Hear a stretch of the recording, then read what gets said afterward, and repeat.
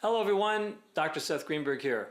This is the point at which you are introduced second inversions with the major chord family.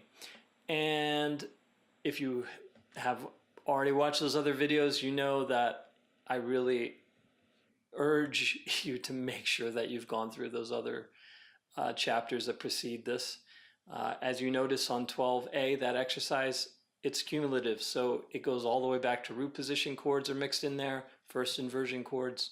So really make sure you've gone through those before and you really have those down pretty well, because if you don't, it's not going to work out very well. As always, I recommend just starting off very simply. So I would start on just the bottom three strings, 6, 5, and 4, and at first just start out basics, just pick a static triad. So let's say for the second inversions, I'm going to pick fifth, root, and third for the time being. And then for first inversions, let's do third, fifth, and root. And just for the root position major chords, I think by this point you should know them pretty well. So I'll leave that as a variable. I can do maybe root third, fifth, root third, sixth, root third, seventh. We'll just keep it consecutive at this point. All right, so let's give this a try. We've got this dialed in, 30 beats per minute. Set that up. 2, 3, 4. One more time, and you want to make sure you're feeling the tempo before you start. 2, 3, 4, and 2. Get off the chord. 3, 4, fifth, root, and third. Now we're at first inversion. So this is third, fifth, root.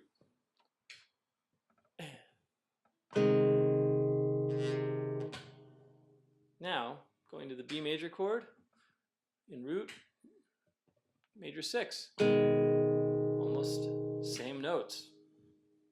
3. Now, second inversion, F sharp.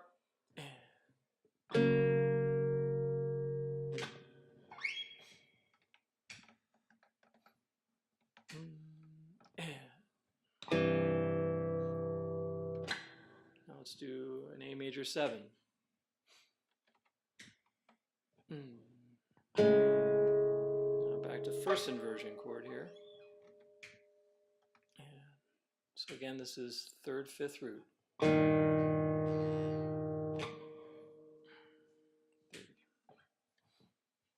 4, and 2.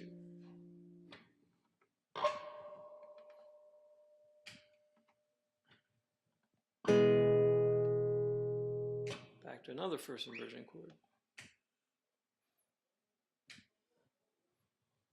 And at this point, I'm not really thinking actively as first inversion, I'm just recognizing it as such at this point, with the major 6 on top. A sharp.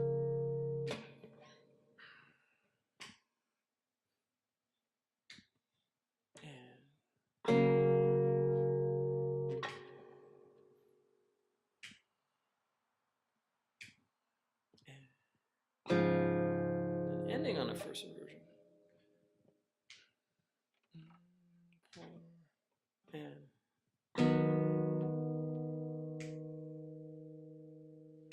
there you have it. Now, let's say you've already got all that, the static stuff, you want to change it up. You want to throw in some variables there. So I would go through it again, and this time I might say, okay, I can move one of the voices around. So perhaps for the second inversions, we were doing fifth, root, and third. So maybe what I'll change up is the middle voice. So that's the most plausible one at this point anyway. So in this case, I might be able to make it, instead of the root in the middle voice, I could put that as the major 7th. It's that opening G major chord, so G major 7th, D in the bass. I could go to the 6th with D in the bass. I could go to the 9th with the D in the bass. So I've got some options there. Depending on where I am on the guitar, of course, some of them might not be so accessible. but I know that those are going to be those options. Now, I'll do the same thing with the first inversions. Let's make the top voice the variable. So instead of the middle voice for the second one, I'm going to say, okay, when I get to first inversions, I can move that around, you know, possibly instead of just always being the root, I could do it with the major seventh, I could do it with the ninth. You know, if I can read something else, great. And then I guess with the root position, we'll keep that still just root and major third. We'll just keep that variable on that fourth string at this point, the top voice. Let's try it that way. 2, 3, 4, and major 7. Now the 9, 4, and 2.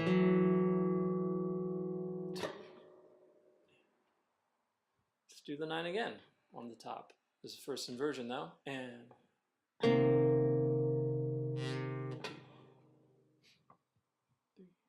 now B major, major 7, and let's see. Let's do it with the major 7. Here I'm going to avail myself of the open string. Use the major 6 in the between.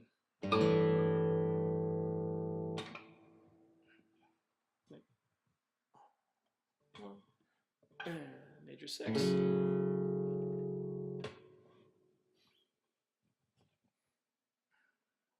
Do another major 6, but with first inversion.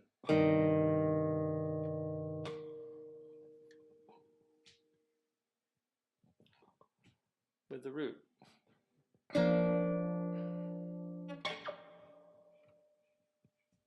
Major 7. And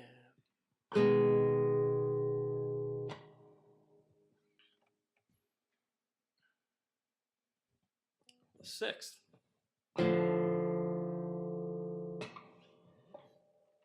Let's just do it with the 5th on top this time.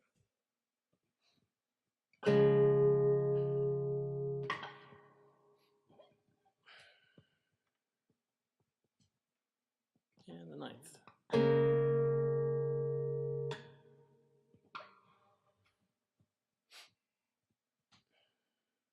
The root. And notice I get to the chord ahead of time. The 5th. Let's do the 5th. Now perhaps that's still too easy breezy for you. And try it on a different set of string groups. So perhaps going back to a static way of playing it. Let's go back to the original one, if I can remember it. It was the 5th root and 3rd for the second inversion, and it was for the first inversion 3rd, 5th, and root. Okay. So what I'm going to do is keep those static and root the 3rd, of course, for the root position chords. But let's say I'm going to change it up. I'm going to move. Maybe I'm going to start on the high E from the top 3 strings. So all the roots will be on the 3rd string for that. And I'm going to switch from chord to chord. Now, I'm not recommending you start off this way and change that frequently from from one chord group to the next. This is just one way of doing it. And just to give you an idea of one possibility. But there are a lot more than this. So let's give this one a try as well. So I'm going to work my way through just to recap. We're going to start on the top 3 strings, and then the next one will be moving consecutively up to the 4-3-2 group, then the 5-4-3 group, and then the 6-5-4 group. And we'll just cycle that around. However that turns out, I don't know. Let's find out. But using that static, those static voicings. 2. And usually I would suggest get the chord ready, but here I'm going.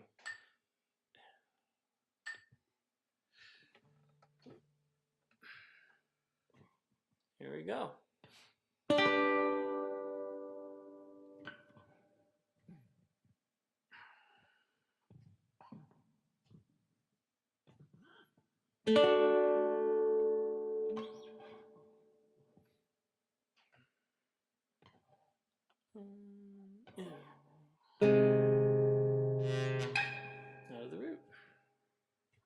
let's do major 6. Yeah. Now back.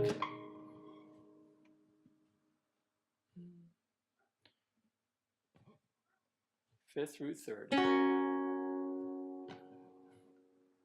Fifth root third again. 2, 3. Let's just keep the fifth on top on this one. Yeah. I'm always thinking ahead of where I'm going. Anticipation, you've got to learn how to do this. Yeah. Now back. 4.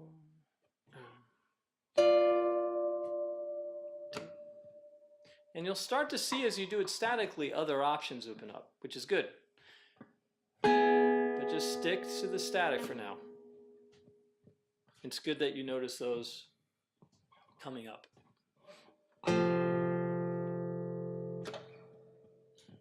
Major 7th, root position.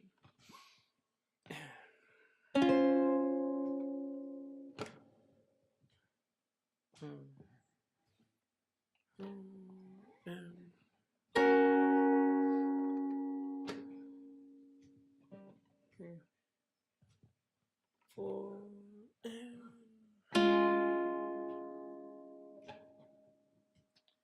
ending pretty much I think where we ended last time. And there are so many ways of doing it. It's mind-boggling. But the other thing also is to realize don't try to extrapolate every different way you can do it, because you might just hang up the guitar and never touch it again, because there are that many.